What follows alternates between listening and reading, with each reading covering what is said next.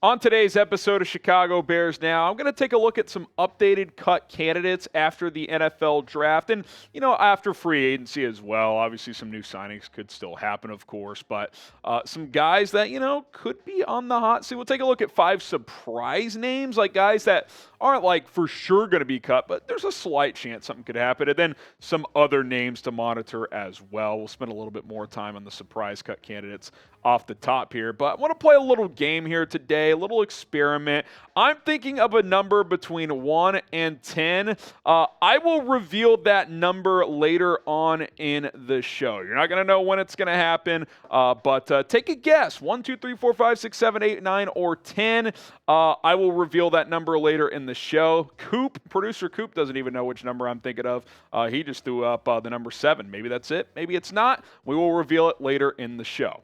All right, here's some surprise cut candidates. Kindle Vildor, who's entering the final year of his rookie contract with Chicago, obviously was not drafted by this regime, but did some things to impress this regime. Obviously earned a starting role last year as the second outside corner, in nickel situations. Kyler Gordon played outside when it wasn't nickel.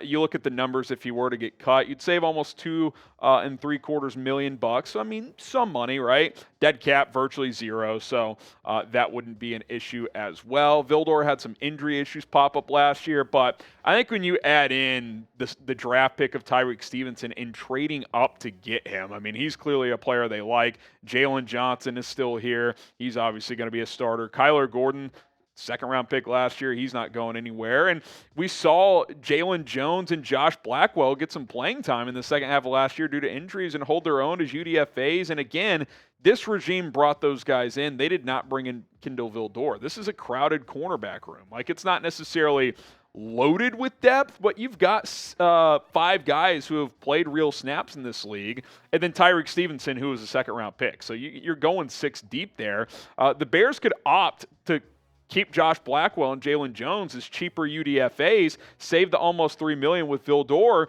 and move on because he's on the final year of his contract anyway. I'm not saying that's not going to happen. I think Tyrique Stevenson has to earn a starting job, and maybe early on in the offseason program, Vildor is your second outside corner, but it could be the end of the Vildor experiment. He's done some okay things at times.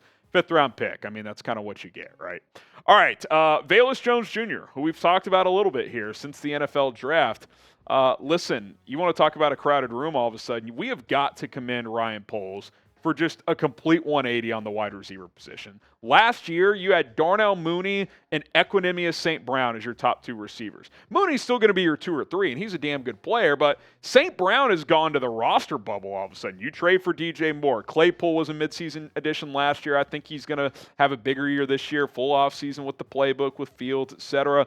Then, I think when it comes to Velus specifically, you draft Tyler Scott, a projected top 75 pick, late in the 4th round, a guy who can really take the top off, really just a more polished Velus Jones, if we're being completely honest. They can do some similar things, but Velus is, not as technically sound in my opinion. And when you look at his struggles last year, only had 7 total catches, 9 carries, which that was the best thing he was at, that and kickoff return, but he muffed the 3 punts. That was not ideal. A big part of that pick was him to be the kick and punt returner, and they had to strip punt return duties from him.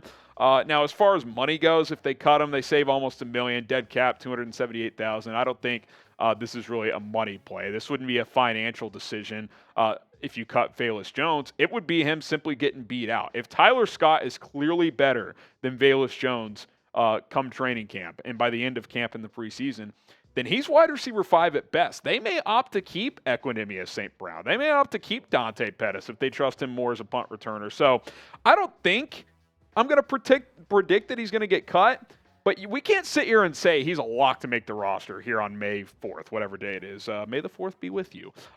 As we're filming this is going out on a later day. But the point is that Velus has some work to do. He's got a lot to prove to this coaching staff. Now show him some love. 3rd-round pick last year. I thought he finished well the last couple of games last year. Hopefully that carries over. Big offseason ahead, and he can do some good things. Type 12 in the comments. I want it to work because he's explosive and he's fast. If him and Tyler Scott can be weapons here with the top 3-headed monster of Moore, Mooney, and Claypool, watch out. I mean, you've got some real weapons on this offense. Type 12 in the comments for Velus Jones.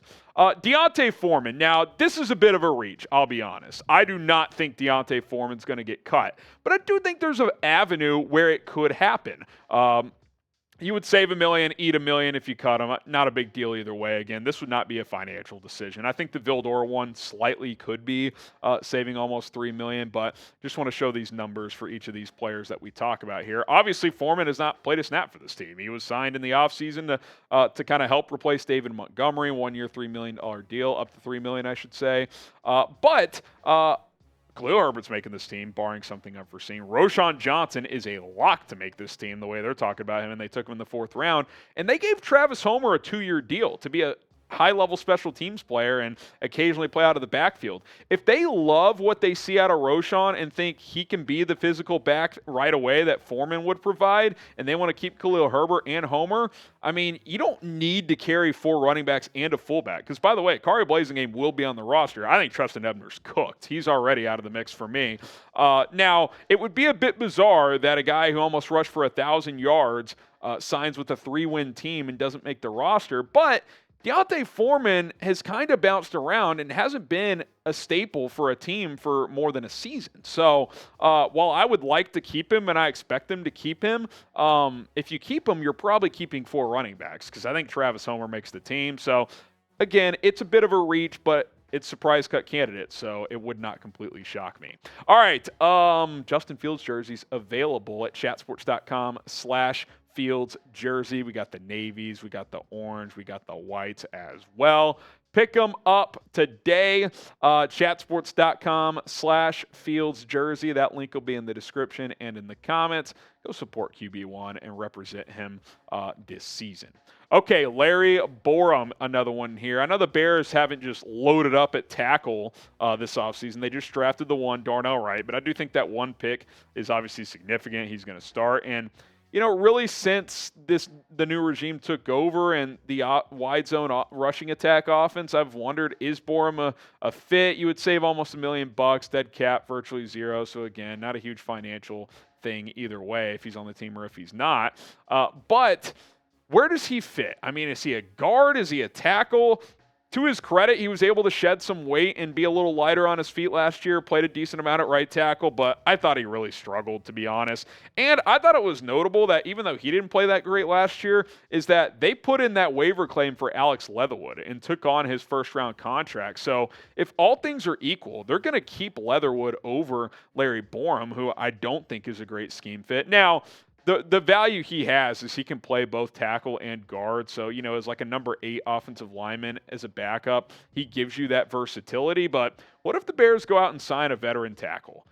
Then if you're Borom, you're like, man, where do I fit here? So, you know, I think he's on the bubble. Like, he's going to have to earn a roster spot. Like Tyrique Carter, would they keep him over Carter or vice versa? So those are questions that'll be answered over the next 3 or 4 months. But we'll see. I think Borom could be a surprise cut candidate here. Look no further. If you want more Bears content, if you need more Bears content, if you are starving for it, well, we're the channel for you. At least we like to think so. Subscribe, turn on notifications, daily Chicago Bears YouTube videos. So hit that sub button today. It's 100% free.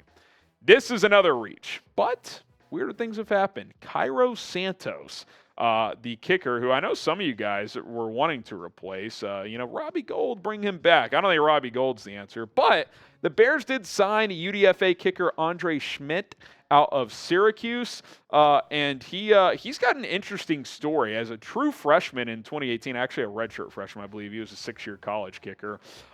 He won the Lou Groza Award, had a crazy year that year. Now, he's been kind of up and down since then, weirdly enough. For his career, pretty solid, 81%. I would say that's a tick below average for NFL standards. Like, to me, you want to be close to 85%, I would say. He's good from 50+, though. That's one thing he has that Santos doesn't. He's got a really strong leg, 6 of 10 in his career from 50+. Long of 54, extra point percentage, 98%, which that's kind of irrelevant for the NFL because college extra points and NFL extra points completely different. Distance, obviously. Now, here's where things get interesting, especially if it's a post-June 1 cut. Santos saves the Bears $4 million if they cut him.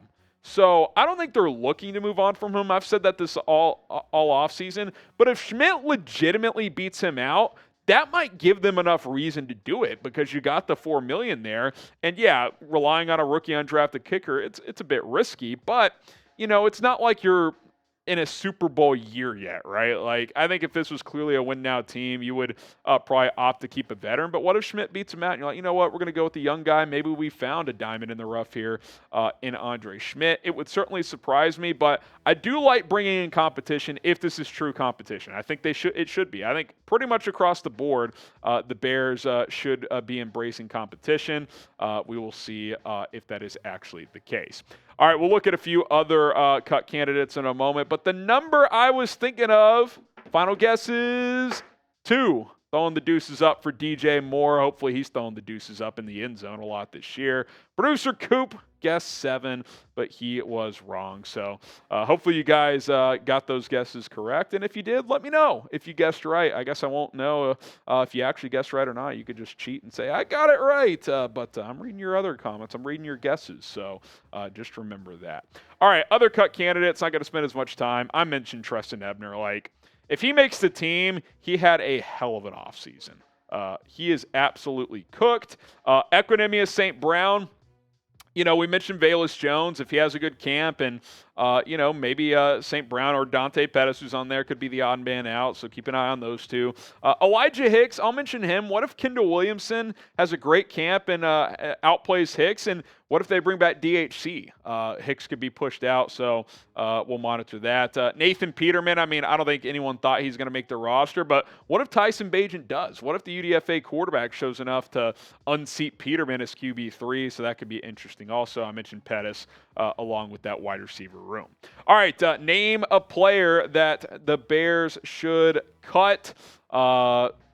I think it's Treston Ebner. I'm sorry to say it, but I don't see a path for him to make this roster. He really struggled as a rookie, and they've made running back a bit of a priority. All right, I'm Harrison Graham, Bear Down, FGB, FJL for Jordan Love. You guys know the drill. Hit that sub button, turn on notifications, more videos to come here on the channel.